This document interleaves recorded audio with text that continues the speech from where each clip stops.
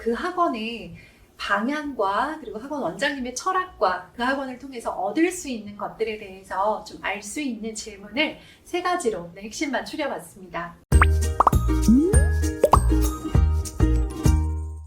안녕하세요. 반갑습니다. 이은경입니다. 네, 우리 쓸초 가족분들도 학원 고민 많이 하시죠? 코로나 시기에는 어쩔 수 없이 엄마표를 많이 했다라고 한다면 지금은 학원을 다니는 친구들도 점점 많아지고 있고요. 또 직장에 다니시는 그런 부모님들 때문에 어쩔 수 없이 학원을 많이 활용을 해야만 되는 상황에 있는 아이들도 많이 늘어나고 있습니다. 그러다 보니까 이 학원이 지금 괜찮은 학원일까? 그리고 이 학원을 내가 잘 선택해 준 게 맞을까? 나중에 이 학원을 선택한 걸 후회하진 않을까? 하면서 학원 선택을 앞두고 부모님들이 굉장히 많이 고민하시고 시간이 지나고 나서 내가 그때 왜 그 학원을 보냈지? 하면서 좀 자책하시는 경우도 되게 많아요. 저 역시 그런 자책도 해봤고 또 내가 안목이 있어 라는 나 스스로 좀 뿌듯함을 느끼긴 적도 있었는데요. 그 모든 과정 안에서 겪었던 시행착오들을 돌아보면서 우리 쓸초 가족분들께 학원 상담 때 꼭 했으면 좋겠는 필수 질문, 그 학원의 방향과 그리고 학원 원장님의 철학과 그 학원을 통해서 얻을 수 있는 것들에 대해서 좀 알 수 있는 질문을 세 가지로 핵심만 추려봤습니다. 첫 번째는요, 이 학원이 어느 정도 수준의 아이들이 실제로 다니고 있는지를 좀 확인을 하는 게 좋아요. 그러니까 우리 아이 수준에서 너무 멀리 떨어져 있는 학원에 잘못 가는 경우들이 있거든요. 학년이 있다고 해서, 즉 학년만 맞다고 해서 우리 아이한테 맞다라고 보기가 어려운 게, 같은 학년이라 하더라도 아이들의 수준은 천차만별이고 모든 학원은요, 아주 초대형 프랜차이즈 학원이 아닌 다음에는요, 학원마다 집중 공략하고 싶은 수준의 어떤 특정 대상 학생들이 있어요.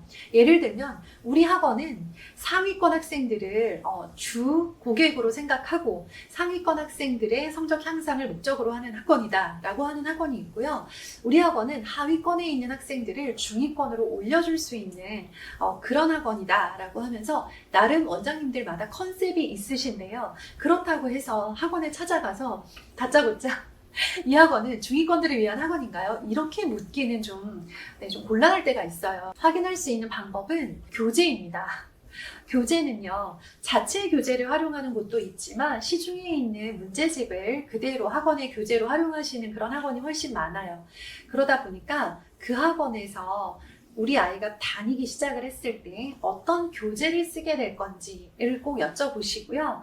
그 교재를 우리 아이는 레벨 테스트 결과 이 정도 레벨이 나왔고 이런 교재를 쓰기로 했는데 우리 아이가 레벨이 점점 상승하여 이 학원에서 최고 레벨까지 올라간다라는 전제하에 우리 아이가 최고 레벨이라고 한다면 어느 교재까지를 풀게 되는 건지, 이 학원에서 가장 잘하는 수준의 아이들이 어느 정도 교재를 풀고 있는지 이것도 확인을 하시면 좋고요. 상대적으로 우리 아이가 속한 수준의 그 그룹 있잖아요. 그 아이들이 많을수록 우리 아이에게 잘 맞는 학원일 수 있어요. 그러니까 상위권을 집중 공략하는 학원에서 그렇지 않은 우리 아이가 갔을 때 상대적으로 좀 혜택을 받기 어려울 수 있고요. 하위권 아이들의 성적 향상을 목적으로 하는 학원이라면 상위권 친구들에게는 잘 맞다고 보기 어렵겠죠.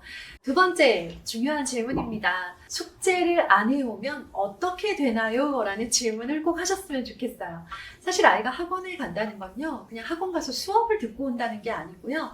학원에서 제시한 숙제를 해 나가는 훈련을 받으러 간다라고 생각하면 좋아요. 숙제 때문에 학원 가는 거냐? 이 숙제라는 게 어떤 의미냐면요, 학원에서 수업을 듣는 것만으로는 충분하지 않으니 스스로 이 과정을 다시 한번 복습하고 스스로 습득하고 연습하는, 익히는 과정이 필요한데, 익혀라 라고 아무리 말을 해도 아이들이 공부에 대한 의지가 아직 그 정도로 없기 때문에 스스로 익힘의 과정을 해오는 아이들이 없고, 그러다 보니까 어느 정도의 강제성을 가지고 숙제라는 걸 내주고 이 숙제를 언제까지 얼만큼 해와라 라는 게 이제 학원에 출석했을 때 숙제를 받아서 오죠. 정말 너무 안타깝지만 학원 입장에서 생각을 해보면 학원에서는 아이들이 숙제를 꼼꼼하게 해오고 그 과제를 다 소화를 했을 때는 반드시 성적이 오를 수 있다라는 그런 전제가 있기 때문에 숙제를 내주시는데 좀 많이 내주시는 편이에요. 숙제를 하고 났는데도 시간이 남아도는 경우가 많지 않습니다. 이런 많은 숙제를 내주시는 경우가 있기 때문에 아이들은 이 숙제를 하기는 해야 되잖아요. 그러니까 숙제를 대충 하거나 베끼거나 덜 해가거나 이런 방법으로 어떻게든 그 숙제를 덜 혼나면서 숙제를 꾸역꾸역 해가는 이제 그런 학원 시스템 안에 살고 있는데, 특히나 이제 과제량이 좀 많다고 소문난 그런 학원일수록 정말 많은 아이들이 숙제를 제대로 소화하지 못하고 다시 등원을 하는 경우가 많은데요. 그럴 때를 이미 알고 있고 대비해서 어떤 시스템을 가지고 있는지를 한번 물어봐 주셨으면 좋겠어요. 우리 아이가 잘해갈 거예요. 이게 아니고요. 우리 아이는 좀 힘들 수도 있어요. 우리 아이는 100% 다 소화하기 어려울 수 있는데, 그럴 때 어떤 도움을 추가적으로 주실 수 있는지, 어떤 식으로 아이가 이걸 소화할 수 있도록 그 과정을 끌어주실 수 있는지에 대해서 물어봐 주시고요. 그랬을 때 정말 이것에 대해서 아이 입장에서 같이 고민해 봐 주시고, 아이가 할 수 있도록 계속 독려해 주시는 학원의 경우에는요, 여러 가지 다양한 방법들을 소개를 해 주실 거고, 그것들이 있고와 없고의 차이는 굉장히 크다고 생각을 해요. 해오면 좋고 못해오면 어쩔 수 없어. 못해오면 엄마한테 전화드려서 어머니 아이가 숙제를 못했습니다 라고 전화하는 걸로 끝나지 않았으면 좋겠어요. 굉장히 소극적인 방법인 거죠. 학원 입장에서는. 사실 학원에서는 그냥 엄마한테 전화하는 걸로 끝나면 안 되고요. 어떤 방법을 동원해서라도 이 아이가 조금 더 그 익히는 것에 좀 중점을 두고 그 시간을 소중하게 여기고 그것이 중요하다라는 걸 알게끔 이끌어주는 역할을 해줘야 된다고 생각을 합니다. 마지막 세 번째는 뭐냐면요. 방법은 하소연입니다. 하소연이라고 하면 막 10분, 20분 막 길게 막 내가 막 이제까지 고민했던 것들 다 얘기하는 그런 걸 생각하시는데요. 그건 아니고요. 어떤 특정 과목을 상담을 할 때요, 이 아이가 이 과목에서 가장 걱정되거나 가장 고민스러운 지점을 한 가지만 말씀하시는 거예요.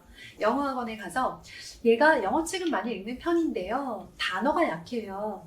단어를 따로 암기를 하지 않았었는데 이럴 때는 어떻게 하면 좋을까요? 혹은 어떤 아이는 단어를 많이 안 외운 건 물론이고 단어 암기를 지독히 싫어하고 단어 암기를 제대로 하려고 하지 않아서 지금 너무 힘든 상황이다. 이럴 때 이 학원은 어떤 도움을 받을 수 있겠느냐라고 콕 집어 이 아이의 지금 어려움을 가지고 상담을 하는 거죠. 그럼 실제로 정말 많은 좋은 솔루션을 얻게 되는 경우도 있고요. 앞에서 질문들은 다 괜찮았는데 이런 하소연을 해봤더니 뭐 그런 일은 없습니다 하면서 뭐 답이 되지 못하는 이런 경우에 대해서 특별한 대처를 해주지 못할 거다라고 하는 단서를 얻을 수 있는 그런 경우들도 있어요. 하소연을 했는데 이 학원이 이것들에 대해서 같이 고민하고 같이 가줄 수 있는 학원인지 아닌지에 대해서 좀 힌트를 얻는 거죠.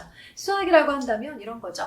저희 아이가 연산은 지금까지 잘 해와서 큰 실수가 없는데 현행도 잘 해오는 편이었는데 예습이나 선행을 한 번도 하지 않아서 굉장히 자신감이 부족한 상태입니다. 이렇게 수학을 자기가 자신감이 부족한 아이는 어떻게 해주면 좋을까요? 하면서 왜 저희 유튜브 댓글에 많이 이렇게 상담 남겨주시잖아요. 그거를 학원에다가 한번 물어보시는 거예요.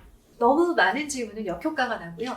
질문, 과목당 하나 정도씩만 물어보시면서 그 학원이 다양한 아이들을 경험하고 다양한 사례를 가지고 있어서 이런 경우 이렇게 대처한다, 이런 경우 이렇게 지도한다 라고 하는 그 선생님, 원장님만의 노하우들이 있는지를 확인할 수 있는 시간입니다. 우리 학원 상담 너무 겁내지 마시고요. 학원에 대해서 또 고민되시는 부분 있으시면 지금 댓글로 남겨주세요. 감사합니다. 좋은 하루 되세요.